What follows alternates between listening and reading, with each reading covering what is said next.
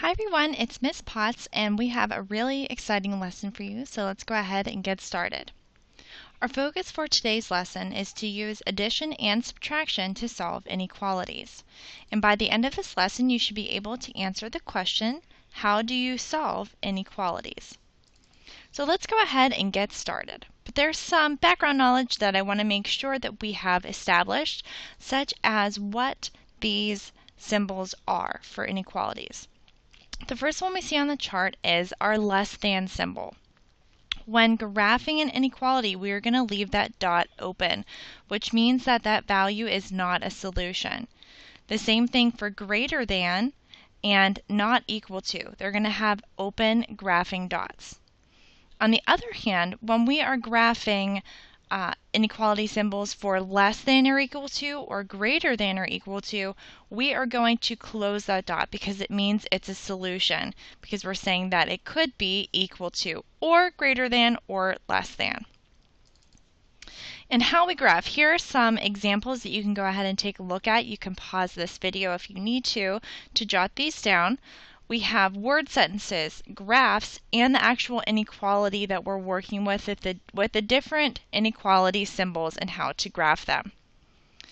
Now, in this lesson, we're going to be working on using our skill of inverse operations, specifically with addition and subtraction.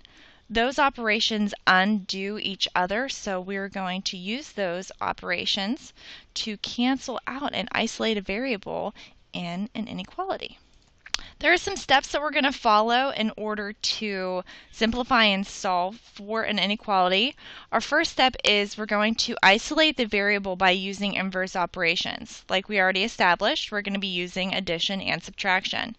Second is to simplify, and then to ask yourself, what kind of dot are we using when we're graphing this equality? And then we're going to go ahead and graph it on a number line.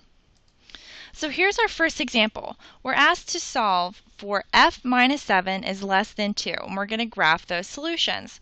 Our first thing is to isolate the variable using inverse operations. So first we're going to use inverse operations and add 7 to both sides of our inequality. When we do so, these cancel out, and on the left side of our inequality we're left with our variable f is less than 2 plus 7, which is 9. We simplified, and now we have to figure out what kind of dot are we using. If we go back to that chart, we can see that we are going to be using an open dot when it is less than. So we're going to put an open dot at 9, and we're going to graph everything to the left of that since it's less than. Let's see how straight of a line I can make it. Everything to the left. That's pretty good. I'll take it. So there we graph with an open dot at 9, showing that f is less than 9. So anything less than 9 could be a solution. Let's go ahead and take a look at another example. In this problem, we're asked to solve for 5 plus b is greater than or equal to 1, and we're asked to graph those solutions.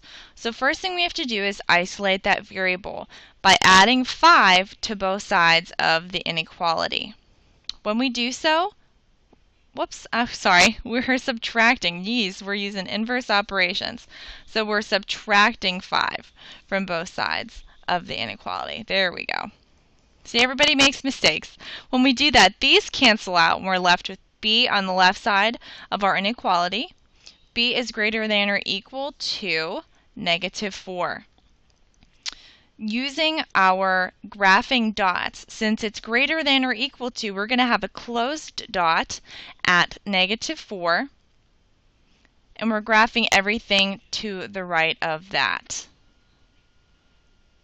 So we can just look at the direction in which our inequality symbol is pointing to show us where we're graphing at.